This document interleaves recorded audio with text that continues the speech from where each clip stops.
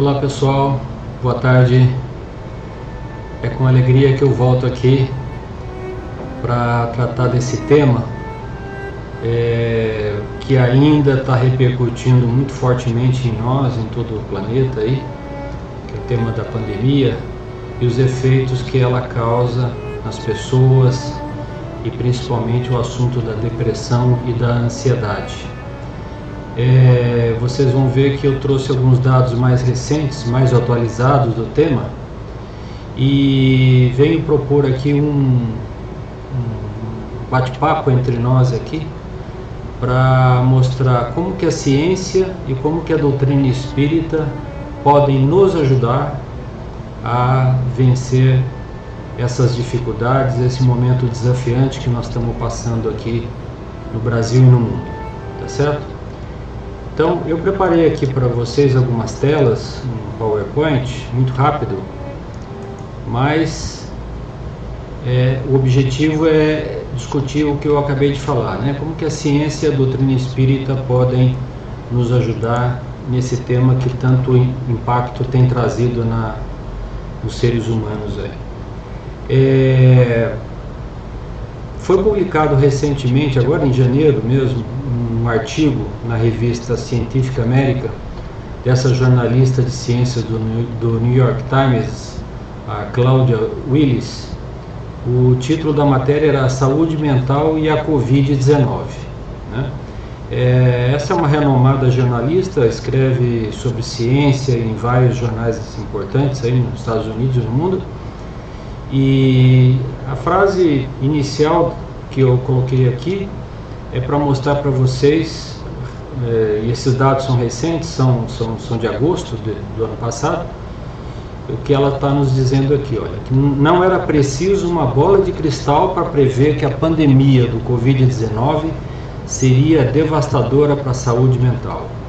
A doença ou o temor da doença, o isolamento social, a insegurança econômica, a ruptura da rotina de pessoas, agora estudos confirmaram as previsões, mas também trazem surpresas quanto à grande escala de impacto sobre a saúde mental e sobre a forma como o consumo de mídia exacerba esse impacto. E principalmente aqui, né, a intensidade desse problema sobre os mais jovens, né? Então, ela se baseou, essa jornalista, num relatório publicado pelo CDC, que é o Centro para Controle de Doenças e Prevenção de Doenças dos Estados Unidos, que, como eu disse, foi publicado em agosto do ano passado, e mostraram alguns dados bastante preocupantes. O primeiro deles é que os sintomas de ansiedade triplicaram e os de depressão quadruplicaram em comparação a agosto do ano anterior, do ano de 2019, né? Ou seja, um número impressionantemente alto. Além disso, ela obteve acesso a duas pesquisas, né? Uma da Universidade de Boston e outra da Universidade de Johns Hopkins, que descobriram os sintomas depressivos, né? No caso da Universidade de Boston, e distúrbios psicológicos graves, né?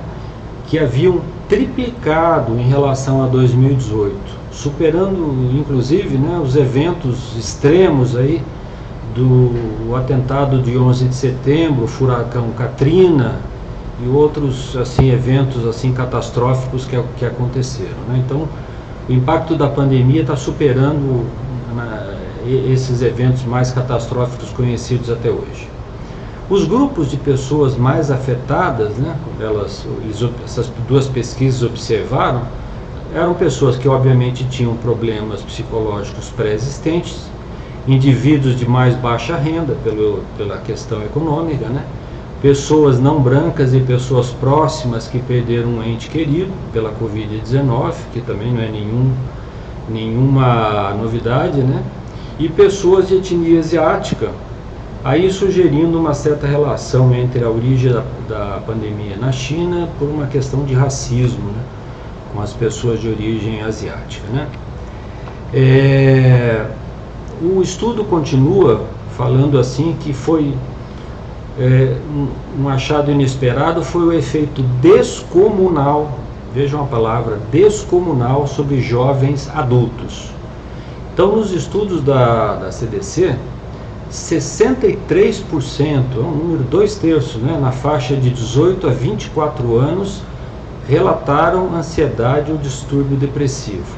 Então, o que parecia ser antilógico, porque normalmente a Covid mata mais as pessoas de mais idade, mas o efeito depressivo está mais impactante nas pessoas mais jovens.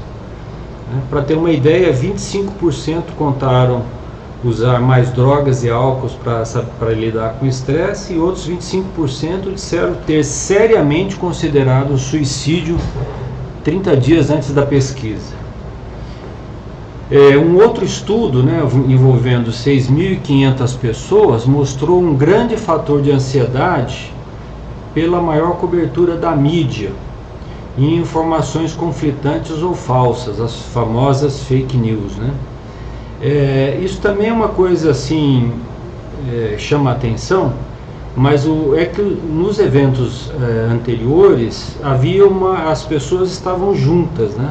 E agora existe um isolamento, então as pessoas estão consumindo mídia porque não tem com quem conversar, e quanto mais que elas consomem a mídia, né, e não dizendo que a mídia está certa ou está errada, simplesmente é o consumo exagerado da mídia, né, e mais aumenta a ansiedade e mais elas buscam então informações na mídia para saber o que está acontecendo na cidade delas, no estado, no país, enfim, em todo lugar, né. Então, esses são dados científicos, né, trazidos por essa jornalista e publicado, como eu disse, agora em janeiro desse ano. Quais sugestões que eles apresentam para lidar com esses efeitos mentais nesses tempos desafiadores, né? A primeira delas é limitar o consumo da mídia, né? Quer dizer, ouvir a mídia, saber da notícia, mas não passar o dia inteiro interligado, né, ligado na televisão, na internet, aí sabendo tudo o que está acontecendo, porque isso aí não ajuda na questão da ansiedade, né? E também evitar os relatos sensacionalistas, né, transmitidos principalmente por fake news, tomar cuidado na disseminação dessas fake news, que às vezes trazem muito mais mal do que bem, né? Às vezes não, com certeza, né, porque são fakes, né? Manter contato com os amigos via telefone, via Zoom e outros métodos seguros, né, para reduzir essa sensação de isolamento. Manter hábitos saudáveis de sono, né, sempre que possível, né, exercício físico, alimentação equilibrada e limitar o uso de álcool nas bebidas, né. Eles até falam que as pessoas que tenham muita ansiedade, escrever um diário ajuda a reduzir a tensão e colocar um pouco das emoções para fora. Agora, obviamente, quando necessário, procurar um profissional da área de saúde mental, um psicólogo, um psiquiatra, um terapeuta, etc., para pedir ajuda quando sentir que esse momento você já não está conseguindo se controlar mais, né? E eu acrescentei aqui, por minha conta, né, que ler um livro e fazer meditação ajuda bastante também. Ler um bom livro, né, um livro que nos faça pensar em coisas positivas, né? Sobre a meditação, tem inclusive no YouTube várias lives do Haroldo que ele está fazendo, acho que semanalmente, sobre o tema da meditação, que são muito interessantes, vale a pena a gente ver, né? Bom, aqui alguns dados, né, simplesmente para ilustrar o que está acontecendo, né? Nas últimas décadas, o crescimento ininterrupto dos casos de suicídio no Brasil. Os números são especialmente preocupantes entre jovens, o que confirma aquela estatística que eu acabei de falar, né, da CDC. Em um período de 28 anos, houve um aumento de 30% dos casos de suicídio, e taxa maior do que a média de outras faixas etárias, 30% entre jovens, né? A taxa cresce por uma conjunção de fatores, né, que mais ou menos nós já falamos aqui. A sociedade está cada vez menos solidária, né, independente da pandemia, né? O jovem não tem mais uma rede de apoio, né? Além disso, é desiludido em relação aos ideais que outras gerações tiveram. Isso é uma afirmativa do Neuri Botega, que é um psiquiatra da Unicamp, né? A taxa de suicídio no Brasil, para falar em valores numéricos, né, aumentou 7% no Brasil, enquanto no resto do mundo caiu perto de 10%. Então no Brasil está aumentando, no resto do mundo está diminuindo. Dados da OMS, né? Os dados compararam as mortes autoprovocadas registradas pela OMS em 2010 e em 2016 em diversos países do mundo. No Brasil, em 2016, que é o último ano que a OMS contabilizou, a taxa era 6 suicídios para cada 100 mil habitantes. Só que nos demais países, como eu já falei, 5,7, portanto a nossa taxa é maior ainda. Tem países que têm taxa maior, né? O Brasil está numa lista, acho que em 8º lugar, se não me engano, né? Para terem uma ideia do impacto disso, uma pessoa comete suicídio a cada 4 segundos. Então, desde que nós começamos essa live aqui, várias pessoas já cometeram suicídio enquanto nós estamos falando aqui. É o que diz esse relatório da Organização Mundial de Saúde, né? Isso corresponde a aproximadamente 800 mil mortes por ano.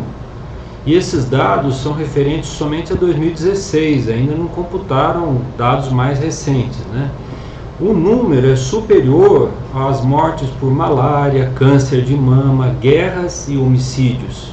Ou seja, a OMS considera, ou considerava naquele momento dessa pesquisa, né, um sério problema de saúde pública global, né? Então, junto com a pandemia, nós temos mais esse agravante aqui, né? No Brasil, em 2016, nesse mesmo ano, aí foram 13 mil, quase 14 mil suicídios. E o que chama muita atenção é que entre os homens a taxa é o dobro do que a taxa entre as mulheres, né? 13,7 contra 7,5, 14 contra 7 praticamente. Ou seja, entre os homens essa taxa é muito elevada, né? Aqui é só uma ilustração para mostrar essa mesma taxa por 100 mil habitantes em 2013 pelos estados do Brasil. Aí os mais escuros são os que a taxa é mais elevada. Chama atenção aí o Rio Grande do Sul e o Mato Grosso do Sul, com taxas bem elevadas, né, próximos a 9, 10 aí, suicídios. Então, por alguma razão que eu desconheço, a taxa nesses países, está muito elevada do que alguns outros, por exemplo, como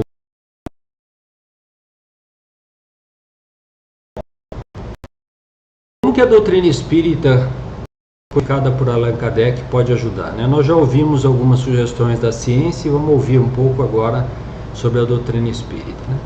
A doutrina espírita, ela observa o seguinte, que a depressão e a ansiedade, que muitas vezes levam ao suicídio, são sintomas claros da falta de propósito na vida, né? Principalmente entre os mais jovens, e principalmente por acreditar que não existe vida após a morte, né? Então, a doutrina espírita, codificada por Allan Kardec, lá começou o Livro dos Espíritos, né, em 1857, que é o Consolador prometido por Jesus, valoriza a vida, né, e traz uma mensagem muito importante, né, que a morte não existe, né, ou seja, com a morte do corpo físico, o espírito ou a alma, se vocês quiserem chamar assim, que é eterno, continuará a viver, né? Então, o propósito de nossas vidas, de nossas existências aqui na Terra, segundo a doutrina espírita, é o de evoluir e nós irmos nos melhorando pouco a pouco, né? O nosso espírito, que é eterno, vai através de muitas existências, né? Reencarnando várias vezes, até que atinja um dia a perfeição, né? Mas para isso são necessárias muitas dessas experiências reencarnatórias, porque nós vamos aí nos melhorando pouco a pouco, né? Por que eu estou dizendo tudo isso, né? Estou dizendo para dizer para os suicidas, principalmente, ou para aqueles que pensam no suicídio, né, que exterminar o corpo físico não extingue a vida, né? Ao contrário, né, agrava os problemas que ela já tem, pois a pessoa vai continuar viva, né, mas com nossos débitos agravados pelo ato insano que nós cometemos, né? Tem muita literatura espírita sobre o assunto, né, que eu poderia recomendar, mas aqui nós estamos fazendo um resumo muito pequeno e eu vou trazer apenas 2 sugestões práticas assim da doutrina espírita de como nós podemos ajudar as pessoas, né? A primeira delas é a prece, né, gente? Mas antes de falarmos da prece propriamente dita, né, porque aí está uma pergunta que Kardec fez aos espíritos no Livro dos Espíritos, né, pergunta 659, sobre a prece, e os espíritos superiores responderam que a prece é um ato de adoração. Orar a Deus é aproximar-se dele, é pôr-se em comunicação com ele. E 3 coisas podemos propor-nos por meio da prece: louvar, pedir e agradecer. Obviamente nós mais pedimos que agradecemos, mas isso é muito próprio de um planeta de expiação e provas como o nosso, que uma grande maioria das pessoas está passando por algum tipo de prova ou dificuldade, né? Para compreender isso, né, para não parecer uma retórica filosófica religiosa, né, eu trouxe aqui do livro A Gênese de Allan Kardec, capítulo 2, que fala sobre Deus. Nesse livro, A Gênese, que ele trata de 4 aspectos da divindade, né, que é a existência de Deus, a natureza divina, a providência divina e a visão de Deus. Eu vou falar simplesmente da natureza divina de Deus, para que a gente tenha um pouco de material para pensar e refletir, né? Porque eu até gravei um vídeo recentemente sobre isso, então não vou me alongar muito, né? Mas muita gente acha que a prece é um ato mecânico e que a prece cai no vazio e não acontece nada.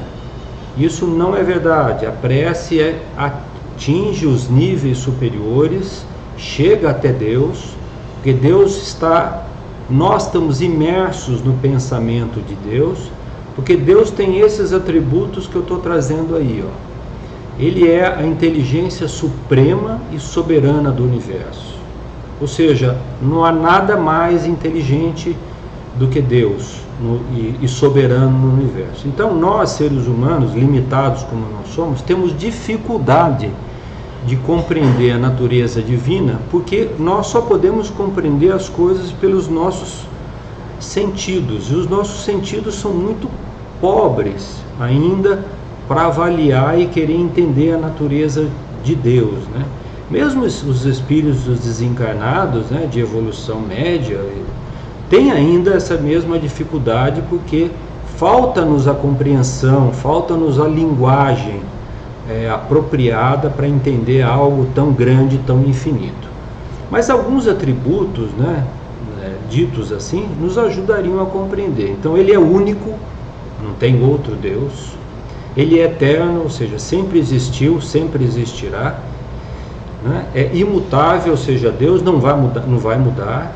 Então, portanto, ele criou as leis do universo e as dirige, né? E ele é imaterial, e como eu já disse, tudo que é imaterial, os nossos sentidos são pobres em poder captar essa dimensão tão grande, né? Mas aqui vem os outros atributos que eu acho que falam mais de perto ao nosso coração, porque se nós não podemos ver a Deus, nós podemos senti-lo, e por isso ele é onipotente, soberanamente justo e bom. Então imaginem uma coisa soberanamente boa, não tem nenhum grau de maldade, nenhum grau, 0, porque se tivesse um mínimo grau de maldade não seria Deus. Ou seja, tudo que nos acontece tem a ver com nós mesmos. Deus não nos castiga, Deus não mandou uma pandemia para nós, entendeu? Isso é fruto das características da evolução humana, que está passando por esse grau de dificuldade importante aqui agora. E Deus é infinito em todas as suas perfeições, ou seja, nós estamos, como eu já disse, mergulhados no pensamento divino. Então, Deus capta os nossos pensamentos mais íntimos, né? Aqui na Gênese, né, tem uma frase que eu acho espetacular, porque troca em palavras o que eu estou tentando falar para vocês. Achamos-nos, então, constantemente em presença da divindade, constantemente. Nenhuma das nossas ações lhe podemos subtrair ao olhar. O nosso pensamento está em contato ininterrupto com o seu pensamento, havendo, pois, razão para dizer-se que Deus vê os mais profundos refolhos do nosso coração. Estamos nele como ele está em nós, segundo as palavras de Jesus Cristo. Então, Quando nós oramos a Deus, né, nos momentos difíceis, isso é muito importante para nós encontrarmos o equilíbrio interior. A forma da oração, da prece, pouco importa. Nós podemos orar da maneira que nos bem acomodar, né, o sentimento, o coração e a nossa religiosidade. A forma não tem importância, né? O importante é encontrar a sintonia com Deus, né, que vai nos ajudar basicamente a fazer o quê? A afastar o desespero. Porque o que leva as criaturas à depressão, à ansiedade, ao suicídio é o desespero. Então, se nós compreendermos que Deus está sob controle, que tudo que nos acontece só acontece pela vontade de Deus, que é um ser soberanamente justo e bom, nós vamos pacificar um pouco o nosso coração, né? Então a prece tem esse benefício, né, de refrigerar a nossa alma, acalmar o nosso coração, nos colocar em sintonia, em paz, para que nós possamos passar por esse momento de dificuldades, né, desafiante como ele é, né? Eu trouxe aqui para vocês uma mensagem da Meimei, que é lindíssima, que fala assim: ora e confia. Que às vezes uma mensagem dessa fala muito mais do que eu ficar falando meia hora aqui para vocês, né?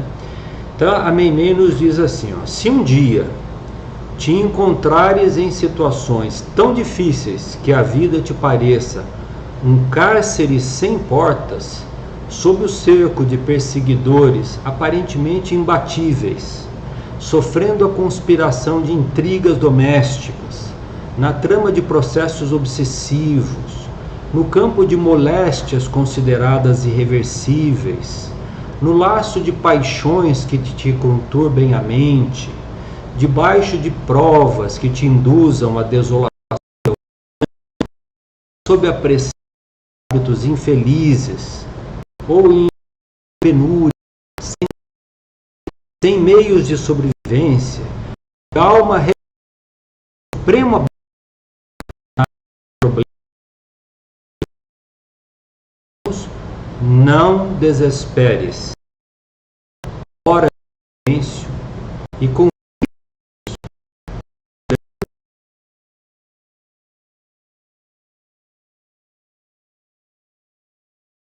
é por isso que não existem forças que te impeçam a chegada de um novo amanhecer. Essa mensagem está no livro Amizade, né, psicografada pelo Chico Xavier, e está disponível aí para quem quiser ver, né? A segunda sugestão que a doutrina espírita nos traz sobre esse tema é o trabalho no campo do bem. Obviamente do bem ao próximo, né? Então, mais uma vez, eu também fui buscar uma ajuda, né, do Emmanuel, através do Chico Xavier, uma mensagem que eu peguei alguns trechos dela aqui só para ilustrar o nosso bate-papo, que se chama Prevenção contra o Suicídio, né?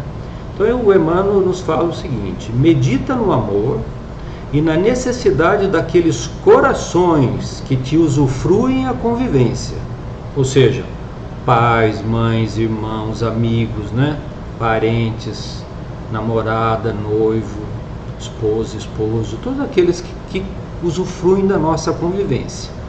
Ainda que não lhes conheça de todo o afeto que te consagram, e embora a impossibilidade em que te reconheças para medir quanto vales para cada um deles, é razoável ponderares quantas lesões de ordem mental lhes causaria com a violência praticada contra ti mesmo. Ou seja, se você cometer um suicídio, vai causar lesões de ordem moral nos teus pais, na tua mãe, nos teus parentes, nos teus avós, em todos aqueles que estão no teu círculo familiar, né?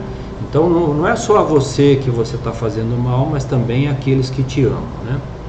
Se a ideia perniciosa continua a torturar-te, nos diz o Emmanuel, né?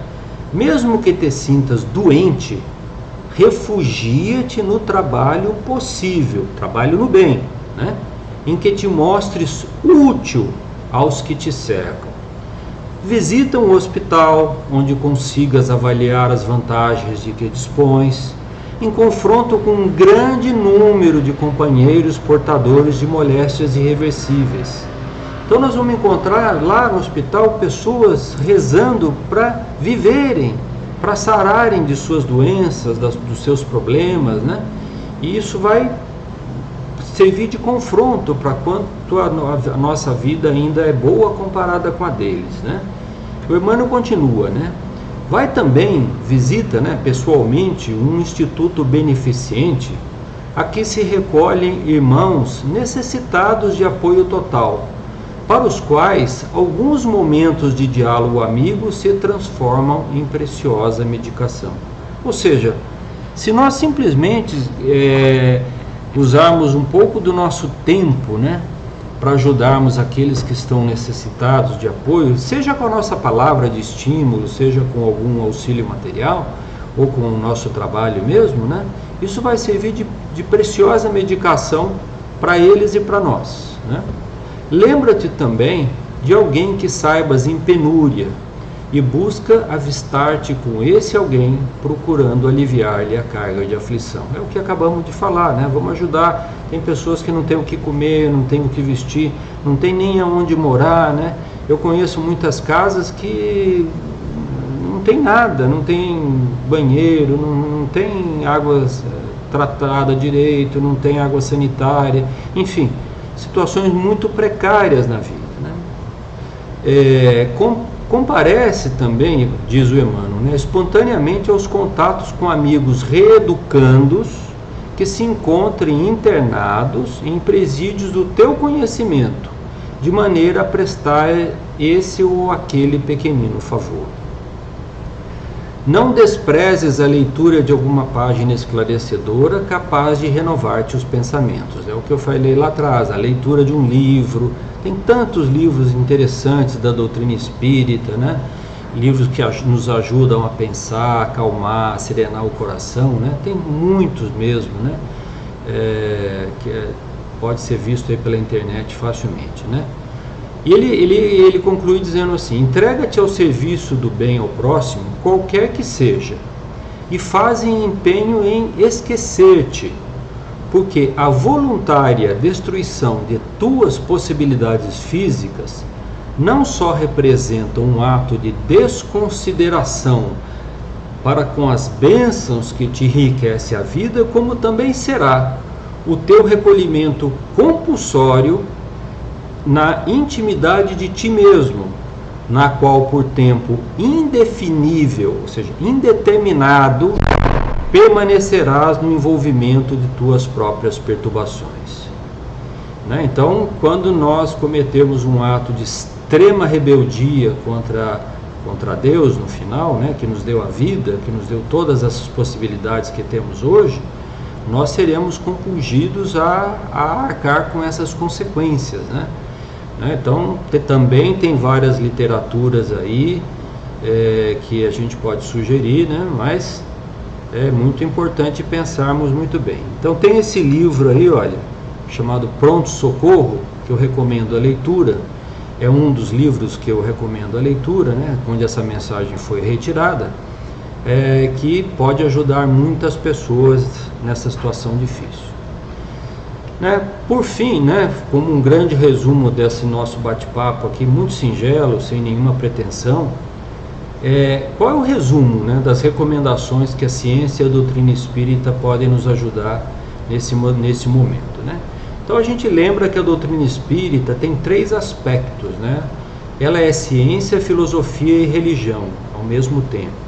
Portanto, ela sempre andará de mãos dadas com a ciência, que vai pouco a pouco revelando os segredos do universo, né? A ciência e a religião, então, andam lado a lado, né? No caso da doutrina espírita, né? Para ajudar os nossos irmãos em depressão, ansiedade, pensando em suicídio, nós temos que, antes de tudo, né, estar junto dessas pessoas, né? Conversar com eles, ouvi-los, fazer o acolhimento dessas pessoas, seja na nossa casa, no nosso trabalho, ou na nossa entidade religiosa que nos acolhe, né? ajudar com o que temos de melhor, com o nosso carinho, com o nosso amor, o nosso afeto, a nossa compreensão, né? Só de ouvir essas pessoas e elas poderem desabafar, muitas vezes já é meio caminho andado, né? Entendendo sempre que são amigos em dificuldades e que nos cabe amar e ajudar com respeito e consideração, porque nada impede que nós mesmos estejamos nessa situação de um momento para o outro, né? Então, obviamente, nós vamos ajudá-los a que orem a Deus, sugerir que algo façam de trabalho do bem, né, ao próximo, além de todas essas recomendações já faladas aqui por parte da ciência e da medicina mental, para que essas pessoas se fortaleçam e possam superar esse momento difícil e desafiante que nós estamos vivendo, né? Tem sempre um lado otimista que tudo nessa vida passa, né? Essa pandemia também vai passar, né? A vacina já está chegando, aos poucos as pessoas estão sendo vacinadas, os grupos de risco, e logo, logo, se Deus permitir, passará rapidamente, né? Vamos dar a nossa contribuição, então, a esses nossos irmãos, e esse meu vídeo aqui é uma singela tentativa de contribuir nessa discussão e na proposta de algumas soluções. Que Jesus nos abençoe. Um beijo no coração de todos. Fiquem com Deus.